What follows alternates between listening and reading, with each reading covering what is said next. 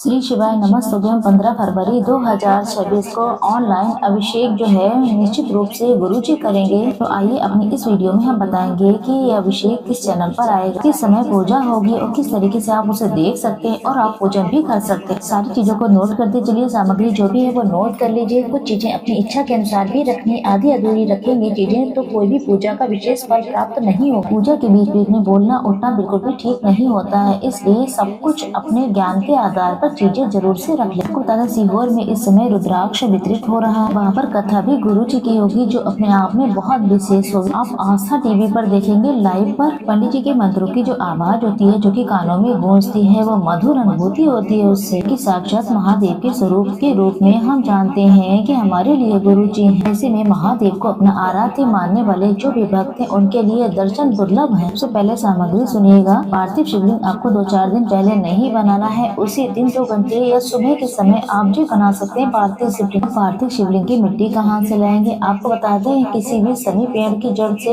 फिर बेलपत्र की पेड़ की जड़ से या पीपल की पेड़ की जड़ से या फिर कोई भी शुद्ध वृक्ष है उसकी जड़ की मिट्टी लेकर के आएंगे। किसी नदी की मिट्टी भी आप ला सकते हैं। घर के सभी सदस्यों के लिए एक ही शिवलिंग बनेगा, ज्यादा बड़ा नहीं छोटा ही शिवलिंग बनेगा। संतान प्राप्ति के लिए आप करेंगे तो उसमें कच्चा दूध मिलाएं, नहीं तो गंगा जल डाल करके शिवलिंग का निर्माण करें। सीधे आप धरती पर नहीं बैठेंगे। पूजा चाहे घर में करें चाहे शिव मंदिर में करें, पूजा चाहे ऑनलाइन हो ऑफलाइन हो, सारी काम आने वाली है। इनका संबंध हमारे 9 ग्रहों से होता है। ये शिवरात्रि का पूजा को पूर्ण करता है। आप सारी चीजों को एक बार सुन लेंगे, समझ लेंगे, नोट कर लेंगे तो आपको शिवरात्रि पूजा में बड़ी ही आसानी हो जाए। आप अपने घर पर या फिर महादेव के मंदिर में जहाँ पर भी पूजन करें आसन का चुनाव करें। धरती पर अगर बैठते हैं और पूजा करते हैं तो आपकी पूजा धरती में समाहित हो जाती है। जहाँ पर शिवलिंग से जल बहता है उस स्थान पर भी कभी न बैठे। आप सभी लोग जो पूजा सामग्री संग्रहित करेंगे तो भगवान के नाम जाप को प्राथमिकता दीजिएगा। स्टील पीतल का जैसा भी बर्तन हो, धुला हुआ हो, साफ हो, स्वच्छता का विशेष ध्यान रखें। अब आप सभी को यहाँ पर एक जल का लोटा ले लेना है। वहीं आप एक छोटी सी बाल्टी रख लें, उसमें आप थोड़ा जल भर लें। आचमन करने के लिए, स्वयं के ऊपर छिड़काव करने के लिए, कई बार अन्य चीजों के लिए भी जल की आवश्यकता पड़ती है। तो एक छोटी सी बाल्टी में पूजा के स्थान पर जल भरकर जरूर रखें। 21 दाने लेने हैं आपको गेहूं के।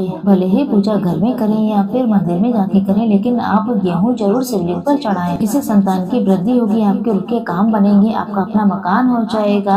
गेहूं सूर्य नारायण भगवान से संबंध रखते हैं तो 21 गेहूं के दाने आप अपने अनुसार, अपनी इच्छा के अनुसार जरूर से शिवलिंग पर चढ़ाने के लिए लेकर अपने साथ रख लें। साथ के साथ लेने हैं 5 कमल गट्टे। कमल गड्ढा धन प्राप्ति के लिए होता है, पैसा गलत जगह खर्च नहीं होता है। घर का मंदिर हो या फिर महादेव के मंदिर में गुरु जी के द्वारा बताए गए 5 कमल गट्टे पूजा में जरूर रखें। इसके साथ आपको रखने 108 चावल के दाने। चावल के दाने कोई भी चीज लें तो खंडित ना हो। 108 चावल के दाने तो रखे ही आप शिवलिंग को चढ़ाने के लिए। इसके साथ साथ हम पूजा पाठ में अक्षत का छिड़काव करते हैं या फिर तिलक लगाते हैं या फिर संकल्प लेते हैं तो अक्षत की आवश्यकता पड़ती है। एक कटोरी में आप थोड़ा सा चावल जरूर रख लें। 21 दाने आपको काली मिर्च के लेने हैं। काली मिर्च आप ले लें, बाजार से लेकर आइए। शत्रु बाधा के नाश के लिए और रोग मुक्ति के लिए काली मिर्च का प्रयोग किया जाता है। वही आपको लेना 1 चुटकी काला तिल। एक धतूरा गुरु जी ने कहा है, लेकिन आपको 2, 3, 4 मिल जाए तो आप वो भी ले आए। 7 की संख्या में बेलपत्र। गुरु जी ने तो सेवन कहा है, लेकिन आप अपने श्रद्धा के अनुसार जितनी भी व्यवस्था हो जाए 11, 21 से 51 उतनी आप ला करके रख सकते हैं। वही 7 की संख्या में आपको समी पत्र भी रखना है। अगर समी पत्र आप सभी को प्राप्त नहीं हो पाता है तो 7 की संख्या में चावल के पूर्ण दाने रख लें। इसके साथ साथ कोई 7 फल ले सकते हैं, वही 7 तरीके का फूल रख लें।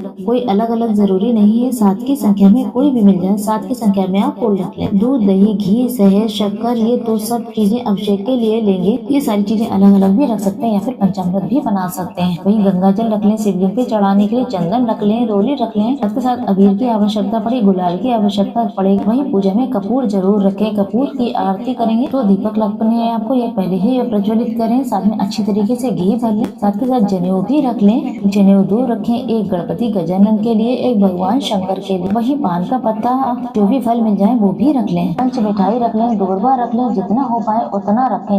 भगवान का नाम सुमिरन करते हुए भांग के पत्ते रख सकते हैं, भस्म रख सकते हैं। इनका अपना ही महत्व, कनेर के फूल रख सकते हैं। गुरु जी ने सुहाग की सामग्री नहीं बताई है, लेकिन अखंड सौभाग्य की सुहाग की सामग्री जरूर जो है माता पार्वती को समर्पित करें। बाद में प्रसाद स्वरूप में आपको सभी को दे दें। जो अपने घर परिवार के लोग हैं बाद में कुछ सामग्री अपने लिए भी रख लें। सुबह तो पूजा करेंगे ही, शाम को भी आप अगर चाहे तो स्नान कर लें। ठंड सर्दी है तो आप अपने ऊपर जल का छिड़काव कर लें। से छोटी छोटी चीजें हैं मैंने आपको बताई हैं।